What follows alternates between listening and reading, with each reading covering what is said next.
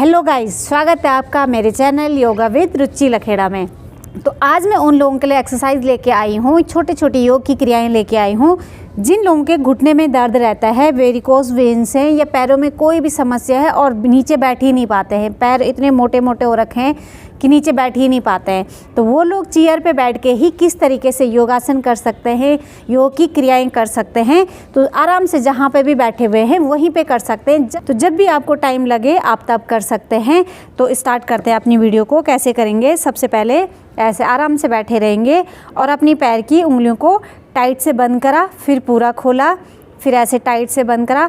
हम प्रत्येक जॉइंट को मूवमेंट देंगे। तो पैरों की उंगलियों से स्टार्ट करेंगे।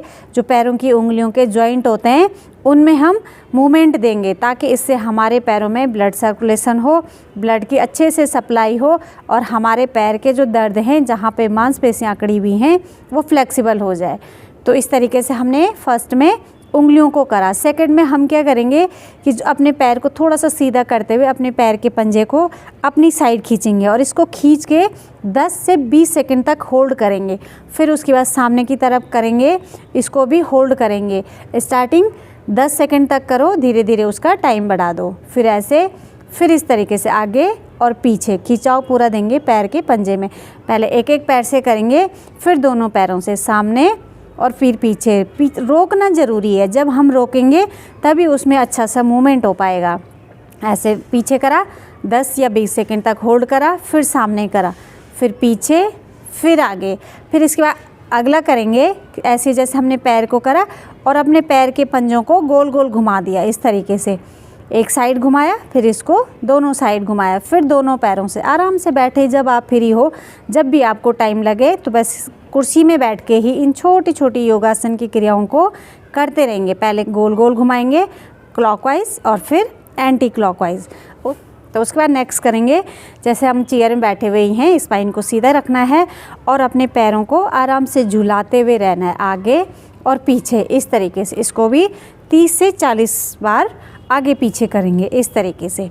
अब हम इसमें नेक्स्ट करेंगे कि इस तरीके से अपने थाइस को पकड़ लेंगे। इसमें हम आराम से अपनी चेयर में बैठ जाएंगे और इस तरीके से अपने घुटने के थोड़ा सा पीछे पकड़ के और अपने पैर को सीधा करने की कोशिश करेंगे। अब जिनको दर्द होता है तो वो लोग ज़्यादा सीधा नहीं कर पाते हैं, जितना आपसे शुरू के दिन होता है उतना ही पीछे करके ऊपर पैर को उठाकर अपने पंजे को पीछे करेंगे और फिर सामने करेंगे और फिर पीछे करेंगे। बस इसी तरीके से पीछे करा, फिर सामने करा, फिर से पीछे करा, फिर सामने करा।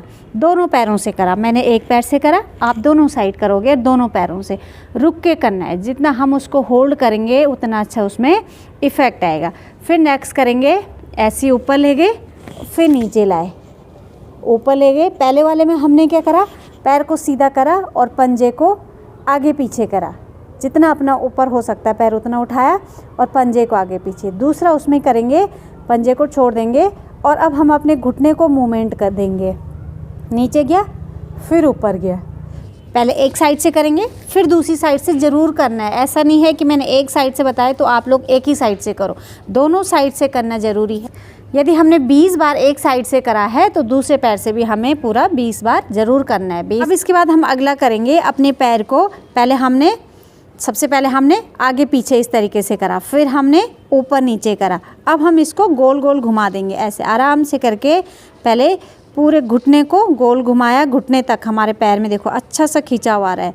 गोल घुमाया और फिर इसके बाद उल्टा घुमा देंगे एंटी क्लॉक इस तरीके से, ये करा।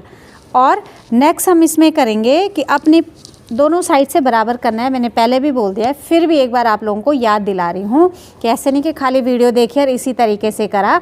दोनों साइड करना है आप लोगों को। और अब क्या करेंगे, इस पंजे को उठाएंगे और पैर को उठा के दूसरी थाइस के ऊपर रख देंगे और आराम से ऐसे धक्का देंगे। ऐसे बहुत ज़ोर ज़बरदस्ती नहीं करेंगे क्योंकि घुटने में ऑलरेडी पहले से दर्द है, तो हमें उसको और परेशान नहीं करना है। हमें क्या करना है, हल्का सा ऐसे प्रेशर देना है जितनी अपनी सहन करने की शक्ति है। ऐसे नहीं है कि बहुत ज़ोर ज़बरदस्ती करना है, लेकिन मूवमेंट देना ज़रूरी है।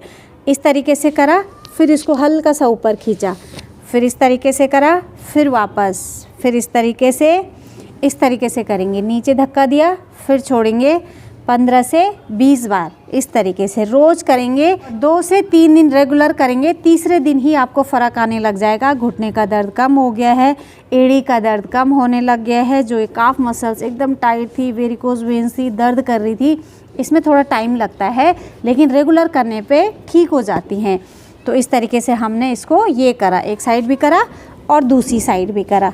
हल्का सा अपनी सहन शक्ति के हिसाब से प्रेशर दिया और फिर ढीला छोड़ा।